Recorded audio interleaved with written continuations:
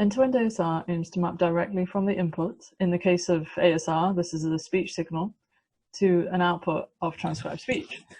Typically, the approach aims to develop a completely globally optimized ASR system without any specialized handcrafted or pre-trained modules, such as acoustic models or language models. And as new architectures have emerged, there's been a lot of work that suggests things like neural layer depth can contribute to richer neural representation capacities, which has been leading to larger and larger models. But then this potentially could contribute to what is described as the generalization or memorization trade-off, which has been the subject of current research.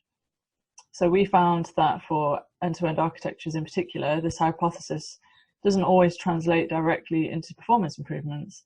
And due to the inherent complex internal dynamics, it's not clear whether the models are generalizing during the training process.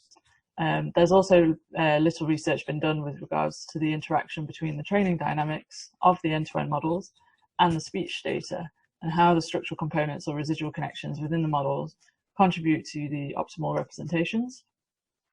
So here we've explored the internal dynamics between layers during training with convolutional, recurrent, and transformer-based approaches using canonical correlation analysis with singular value decomposition and centered kernel alignment.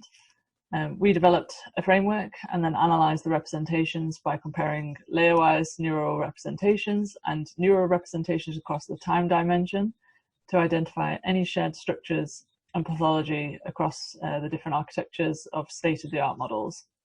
So after conducting a comparative analysis of SVCCA and CKA for end-to-end ASR, this has highlighted some of the pathological components of CNN and transformer models. So the results also suggest that scaling the depth of the convolutional layers has had a limited effect upon the network performance, and that better performing networks converge to more similar solutions within the layers.